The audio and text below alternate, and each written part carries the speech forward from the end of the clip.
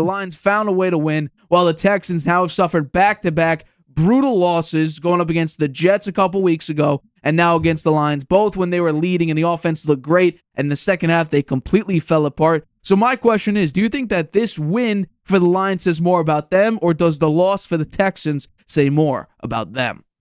I think the win says more about the it's more about the Lions here. This is again this game is one of the more inspirational wins of the Dan Campbell era, I think. How many teams would have folded under such circumstances with Campbell at the helm and every single player buying in to his philosophy? There is no quit in the Lions. And other takeaways I'd have here, the legacy of Jake Bates continues to grow. He's gone from selling bricks in Houston in 2023 to kicking the game-winning field goal for the Lions this week. Previously, he played for the Michigan Panthers of the UFL. He got NFL attention after some big kicks for that UFL team. I think he had a 64-yarder to win a game.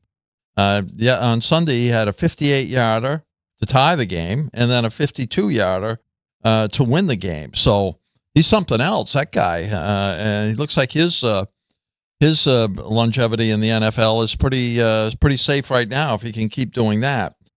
I'd say another takeaway is they lose the turnover battle but win the war. 5 interceptions, 2 were tips, one was a Hail Mary at the end of the first half. But the Lions could not protect the ball. I think it was pretty bad. Defense had 2 interceptions, but Goff turned it over on both subsequent drives with interceptions.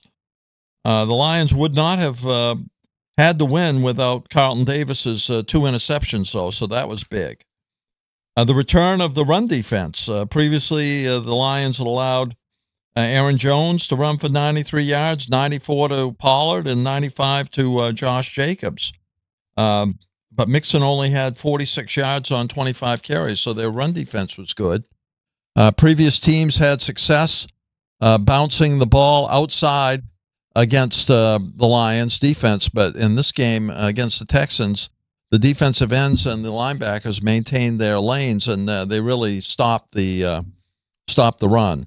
And just to add on, the defensive shutdown, they allowed 23 points in the first half, 0 the rest of the way. Despite the loss of critical players on defense, they're playing at an elite level, and I give Dan Campbell a lot of credit for that. On the other side of the ball, the Texans, I think, are they in trouble? They couldn't take advantage of 5 interceptions and win the game. Their O-line has injuries and was not great to begin with. Now they have 4 losses, 2 in a row.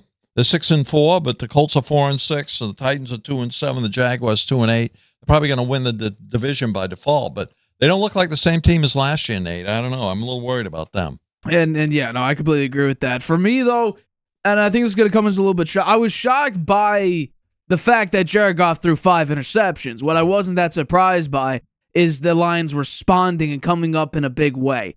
So for me, this says way more about the Houston Texans, because now this is back-to-back games. And honestly, we can even throw the Bills game in there, because Josh Allen completed 30% of his throws, and that game was close, extremely close. But back-to-back weeks, we've seen a Texans offense look very good in the first half, and then the second half completely collapse, and at least in the game itself, to an inferior team. The Lions in this game were the inferior team. Jared Goff, they kind of schemed when he was throwing interceptions after interception, and one of them was a Hail Mary, so I'm taking it out. He has 5 interceptions, but I'll give him 4 because of the end-of-half Hail Mary. A number of those were just bad throws, and they could not capitalize. In fact, they actually gave the ball right back. So Jared Goff throws the Hail Mary, gets picked off. Entering the first play of the second half, C.J. Stroud throws an interception. How did the Lions respond? By throwing another interception. Then the Lions defense is able to stop the Texans from scoring and forcing them to punt, which then leads to a Lions touchdown. C.J. Stroud throws another interception to Carlton Davis. But don't worry. How do the Lions respond? Another interception. And how do the Texans respond to that? Punt, missed field goal. So for me, this says way more about the Houston Texans, because the Lions, we've seen this resiliency for the past couple seasons. When people doubted them out, what did they do? Going against Aaron Rodgers, they forced him to not be able to make a playoff appearance. The following season, what do? Still, people were like, well, can this team be good? 8.5 wins, 9 wins, 8 wins. We'll see. What do? They make it to the NFC Championship game, go up 17 points against the San Francisco 49ers, and choke away the lead on some bad coaching decisions. But still, doubted, came back, succeeded. What did they do in this season so far? They battled against the Minnesota Vikings, kicked the game-winning field goal to beat them by 2. You go up against the Dallas Cowboys, only allowed them to score 9 points. You go up against Seattle, who a lot of people thought that could be a toss-up game at the time. You dominate them and win by 13 points. Really, I mean, this team is truly incredible. Now you have a bit of a light schedule. Jaguars, who Mac Jones is going to be the quarterback there, and boy, oh boy, we're going to talk about him a little bit later. Yikes, same old Mac still exists. At Indianapolis Colts, Joe Flacco, will he still be the answer? The past couple weeks, he's had turnover issues, and the Chicago Bears, who currently have the worst offense in the NFL. So the next 3 games should be easy. But what does this do? Now, I'm gonna preface this before people rip on me in the comments. This was 11 days ago, but I think a large part of it still stands. I would flip 2 teams, probably 3 teams right now, but this was my top 10 teams list. I still believe in the first 2 teams in the first 2 rankings. Lions are still the best team in the NFL. This just proves that they're the best team in the NFL because what they don't need a blocked field goal. They don't need penalties to go their way. They don't need their offensive linemen to jump at every single snap. They don't need all these things to go absolutely perfect. They don't need a toe to be out of bounds or a quarterback to sail the ball over a receiver's head. What do? Hard run game, smart coaching, quarterback, besides this game, keeps the ball out of harm's way and completes his passes. And even when your best pass rusher is out for the season, still able to dominate. So yes, Carlton Davis had 2 interceptions, and it was a beautiful way to respond to a bad first half. They don't need Dan Campbell to gamble. Right. My MVP, that's a big thing. I think that's a big thing this year, a big difference, because he lost some games for them with his gambling last year. Correct. And particularly the NFC Championship game. Wow, that's a big game, Dan. Can't let that happen again this year. He hasn't needed to. He hasn't needed to. But we'll, as I said a couple of weeks ago, we'll see when they get to the playoffs and the stakes are the highest and the teams are the toughest and everyone's playing very hard to win the game because either you win or go home, whether he'll be in a position where he has to gamble. And will he? I'm waiting to see.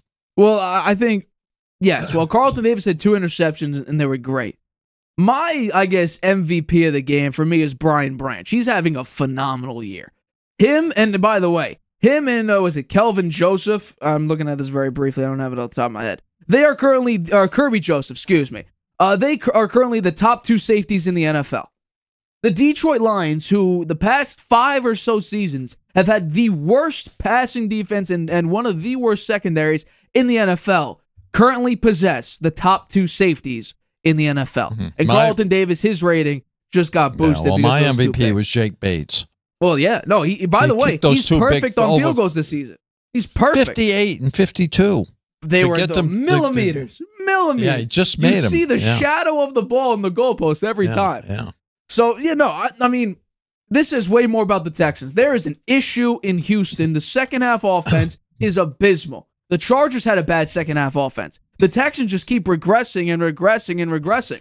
How many points did they put up in the second half? A big goose egg. 0. 19 unanswered points for the Detroit Lions after Jared Goff was handing the ball away like it was candy on Halloween. That's all he was doing. A Houston defender walks up. Can we have the ball? Sure. Here you go. That's all he was doing the entire game. Well, two of the interceptions were tips, and one was the Hail Mary. So, I mean, he really had 2. Tips, though, the tips were bad, though. The 2 legit. I think 2 legit interceptions. I like Jared Goff. I mean, the way he's been playing. I mean, it's a great story. You get thrown out by your the team that drafted you. You weren't supposed to actually be a quality piece. It was to get off your contract. And what do? Yes, the other team wins the Super Bowl, but the way that you're doing, the culture you built, now people believe in you. You're lifting up the city of Detroit with how well you're playing. I feel like everybody now is a part Lions fan. I don't see a lot of people being discouraged or hating on the Lions. Oh, I don't either. It's a great story. Dan Campbell's a likable figure. His locker room speeches are amazing to listen to. Jared Goff is playing at a nice clip. They have the best running back 1-2 punch combo. David Montgomery and Jahmyr Gibbs. Mm-hmm. They find a way to win. They had no running in this last game. The Texans stopped their run dead cold. Good job. Yeah. Well, also, I'll give the Lions credit. They also did a tremendous job stopping the run. Joe Mixon had 1.8 yards a carry. Yeah. I think at one point, I could be wrong. I was looking at it briefly. He had like 9 carries for like 4 yards or something like that.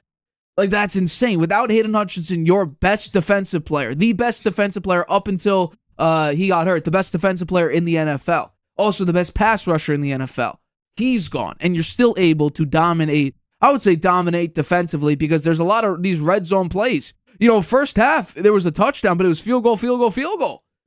That could have been touchdown, touchdown, touchdown. Instead, you're able to stop them, which is massive. So, for me, the Lions still number 1 team in the NFL. They don't need things to go perfect for them to win. They don't need certain circumstances to happen. They are simply a head down, keep it moving. We're going to just outplay you when it matters. That's kind of how Dan Campbell's been running the ship since he got there. Yeah. Bad first year, and then finally building a culture, have people believe in you, finally biting kneecaps, and look at you. I think you're a serious Super Bowl contender. So do I. Hi, everybody. Thanks for watching. Make sure you subscribe here to get the latest from the show. Also, if you want to check out the full episode, make sure you click the I in the top right-hand corner right now. If you want to listen to this show anywhere you go, make sure you go to anchor.fm/The Harvey Hour or anywhere you get your podcasts.